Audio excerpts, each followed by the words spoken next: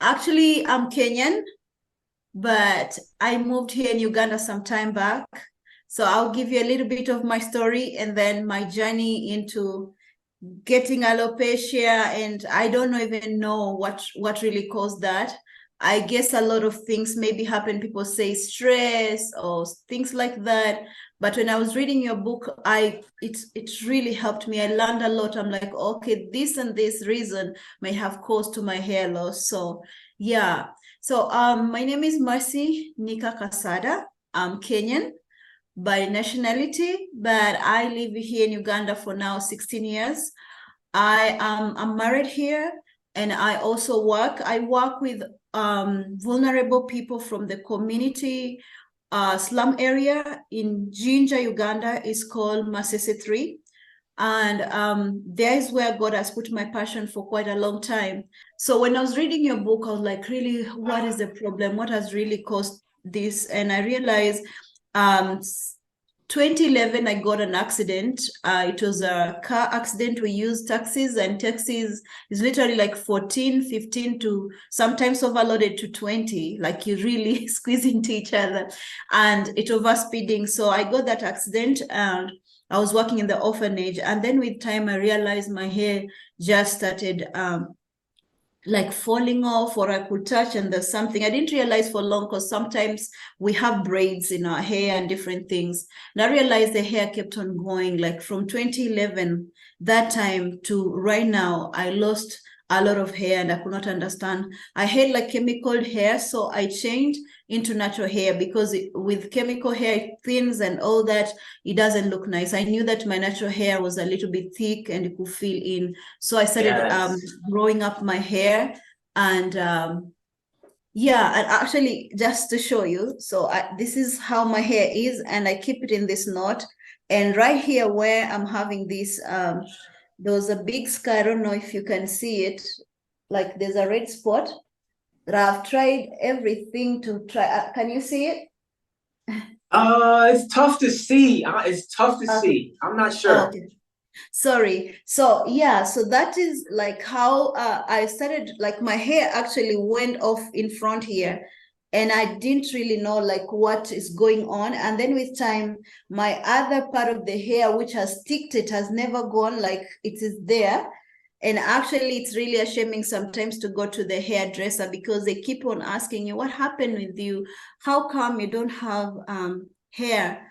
Like, and maybe I to tell people is because of the car accident I had. Maybe something happened, and then when I was trying to research what causes alopecia, and then they like, maybe if you're overstressed or things like that happening. But reading your book, I realized maybe when I was depressed in that time after the accident, it just lowered down maybe my hormones and everything. And what was really happening with all the chemicals and everything around that I've been exposed to was just like happening. So like this has happened long time ago, is just now manifesting itself.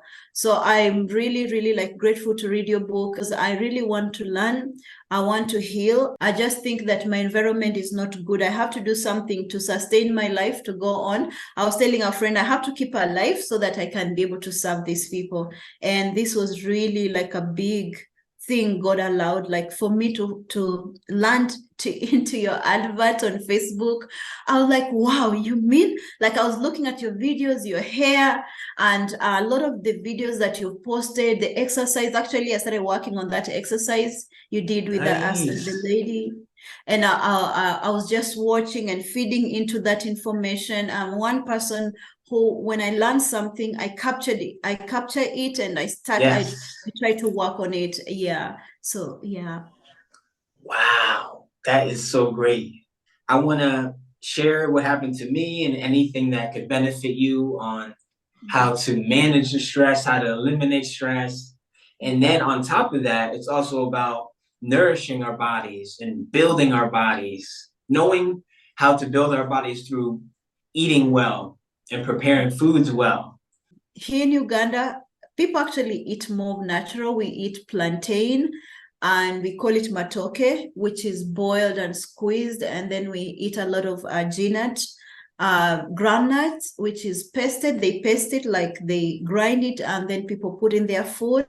Wow. And that's what they eat most in daily basis. And then we eat, it's called posho. It's maize. It's almost like, I don't know how you call it. I don't know so much of American food, but it's food like, but it's hard. It's made out of maize flour. Yeah, that's what like an ordinary person or someone who is living a little bit low life will eat every day, that with greens and things like that for the eating origin.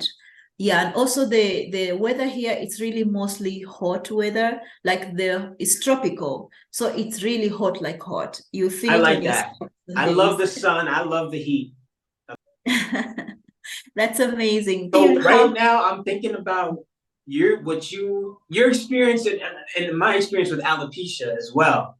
What I would love to do is to identify what potential factors could have caused it, or the reasons why my body is expressing alopecia. I feel like if we can identify these potential factors, what do you think about that? Yeah, that would be awesome. That would really, really be awesome, because my questions are on that, because I was reading through your book and it's amazing. Oh, I love your heart. I don't know, you just gifted, or you such a passionate person. And through your passion and your dedication, I know a million of people are continuing daily to be helped. And because it's not easy, even just the offer you gave me to share the book and then talking to me right now, for me, this is priceless. This is something I've prayed for years. I thought even it would not be possible. Many people suffer with alopecia and they say there's no cure, as you said in your book. Like most of the time people are told there's no cure. So I knew that, because honestly, I've scratched my scalp like the red bear without hair until blood. Sometimes it bleeded out, and it was just like difficult. Like I could go to pharmacies to get, here we call it pharmacy, where you can buy medicine from the store, and you're on the counter. We call this pharmacy, pharmaceuticals. So, and we buy those. And I've tried so far, tried different things, because every doctor or skin doctor keeps on advising you, I think you should try this. So I asked actually one doctor one time, do you think I will ever get healed? And it's like, yeah, you just try different tubes and things like that. And I can't blame them, because not everyone has this information or have this knowledge. So everyone is trained differently. So for me, after 2011 to 2023, that is like 12 years that I've experienced alopecia and hair loss and all that. And it's so funny that before I read your book and God allowed me to get your advert, like one thing that got me, water is very essential, just like oxygen. And I realized like our water is really contaminated, is not okay. I thought about soap. The soap we are using, the detergents, we call it soap, like dish soap. Like we use it for our body here and wish for washing. Sometimes when people cannot afford to buy so much, they will just use the same soap they use for washing the clothes and wash it for their body. And sometimes we use that here, and many people. Now I started linking with what I was reading. It's the exposure to toxic, to all the things that are going on. Seriously, it's not okay. People need help, because we have been losing people like women dying because of infection, poor health. I think we thought that America is the most cleanest place. When I was reading your book, I was like, okay, so you mean that place is also contaminated and stuff. I know God has reason that we are now even talking like this. So because the skin problems and dirty water, and I wanted to understand, please, you're gonna help me, or possibly help me to understand how a person in Africa like me, living like under, like, I don't know how to explain.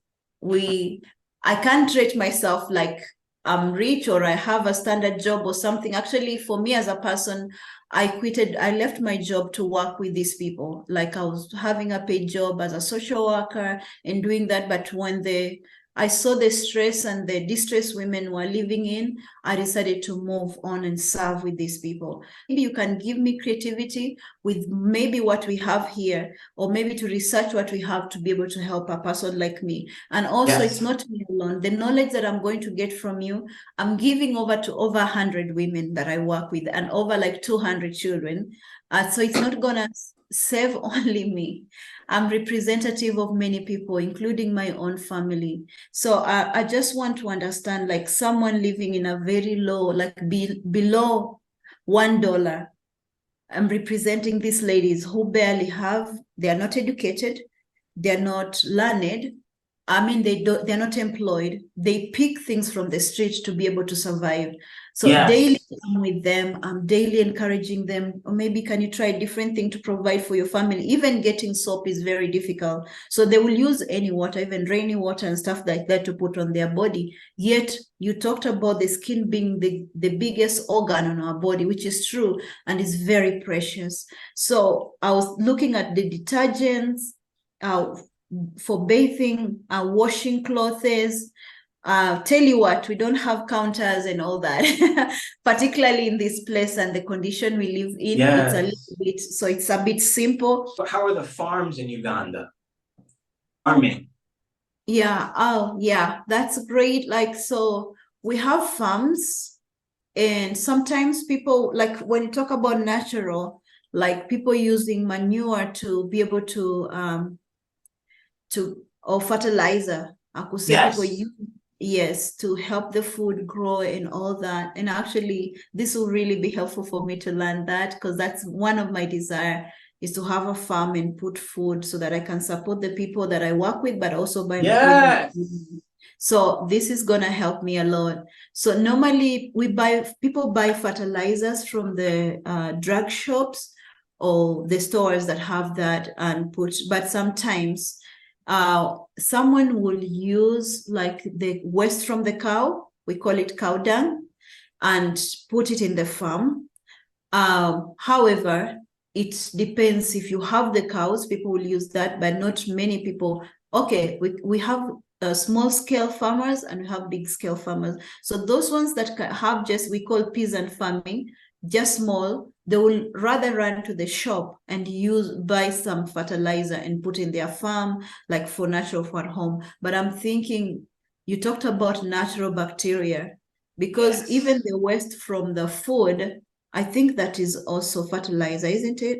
Maybe I can get a little bit enlightened on that. There needs to be more appreciation for healthy farming, healthy farmers, like you said, the big scale farmers versus the local farmers, and just creating quality foods and having quality animals. That's the best. And I want to make movements for that. And like you personally, do you have a farm that's close to you where you live? Yeah, I have a small garden around. Yeah, I have a small garden. I don't know if you'll understand, but if anybody will listen to this and they're Kenyan or Ugandan, they will know we eat something called sukuma wiki. They're like kale. It's like, oh, it's almost like kale. And that's easy to put around, or tomatoes. And actually, I've just learned a lot. Actually, a lot of things are running in my mind too, just imagining the smoked tomatoes that I put on my little garden. I use pesticide to chase away the pests. I'm like, what can I do to avoid that? Because you just mentioned also how poisonous, how toxic that is, not good for our health. Because in the market, like here, as we talked about farming, we have a big market that people will go to buy vegetable for their daily consumption of food. And a lot of it, even it has the white, you can see it's filled with the pesticide that is still there when they removed from the farm. And people just go home and wash it a little bit and cook. And like when you cook, the germs will go away, like they will die. That's something that people assume. Yeah. Well, with pesticides, there's one specifically in America called glyphosate that is known to cause cancer. Glyphosate is known to cause cancer in the US. And I'm sure there's other pesticides as well. There's other ones being used, but I don't know which ones are being used in Uganda, so I can't necessarily say that they're bad. they might, I don't know about the ones in Uganda, so they might not even be an issue. I'm not sure about that, but washing vegetables is very effective as well. And I guess it's just about, it's about handling the pests and all those pestful organisms in the healthiest way possible. We're using the least amount of chemicals, making it the least harmful, the most healthful environment. That's the best we can do. But I just know in America, there's one specific pesticide that's bad. That's bad. And there's ways of avoiding that specific pesticide in America. There's ways of avoiding it. And you do it by having a better relationship with your farmer, getting to know your farmers markets and farmers. So you just you gotta look into what's in the community. You gotta find out how to get better quality food. And another thing with farming is also the animals. Do you have like any cows or goats around in your area? Yeah, like in the neighborhood, yeah, there are, not personally, but yeah, in the neighborhood, yeah, there are people with that, yes. Are you able to get milk? Yeah.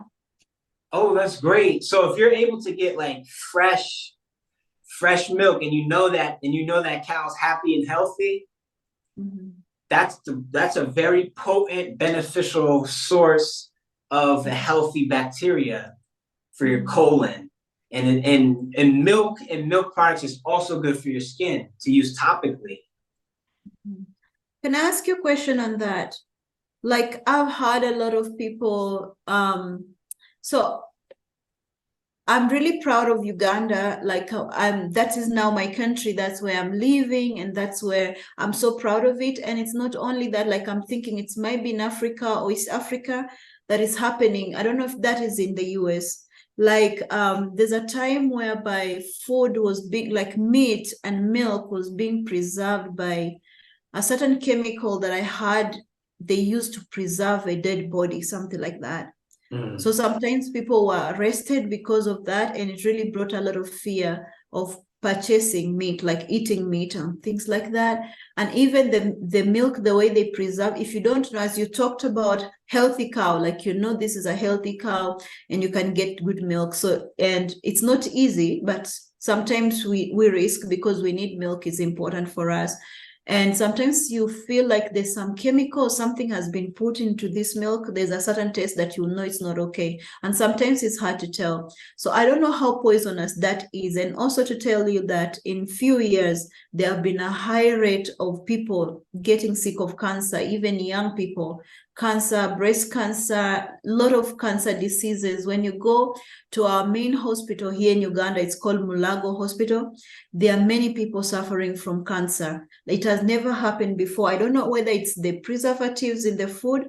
I don't know whether it's the cooking oil, or I don't know whether it's the plastics that are everywhere. Because sometimes here people put plastic, like food, like warm, hot food inside the plastic. And I had a little bit that when I was trying to research and ask, they like, when that plastic melts into your food is not also very good.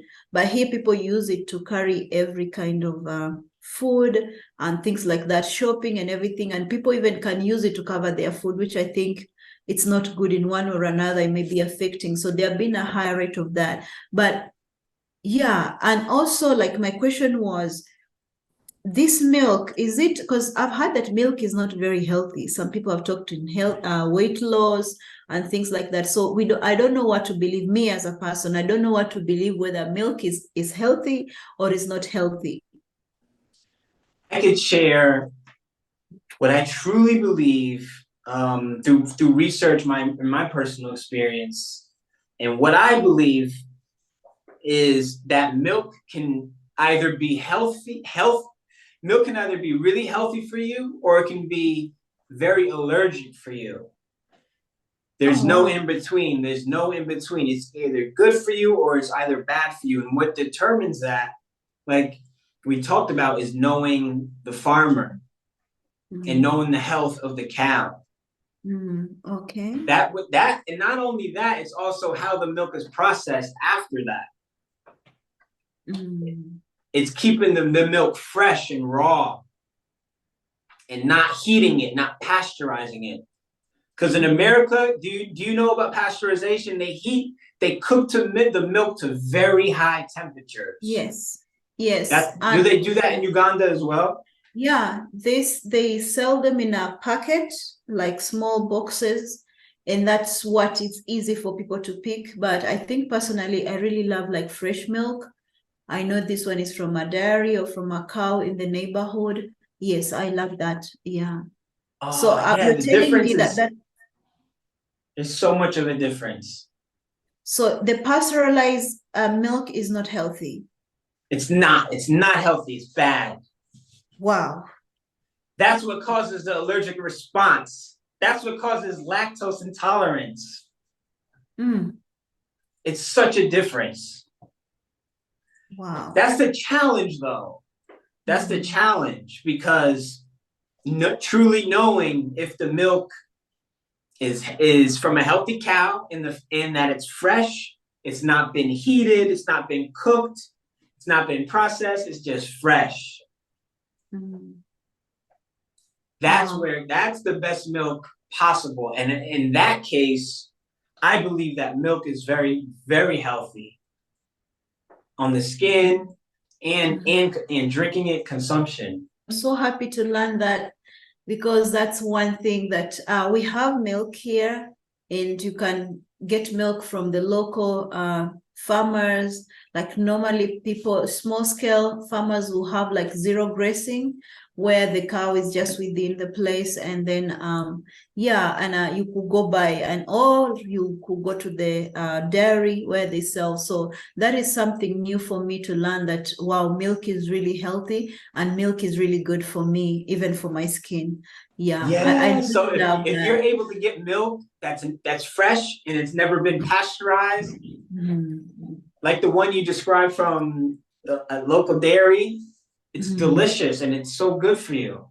But the thing is, you don't want to drink milk when it's cold out the fridge. You don't want to drink cold milk. Even in Ayurveda, the ancient Indians' whole health science, but they slowly warm up the milk to have it warm. It's not cooked, but it's warm. Wow. Because that's how it is when it comes fresh out the cow. When it's cold out the fridge, it's harder to digest. Wow. Yeah.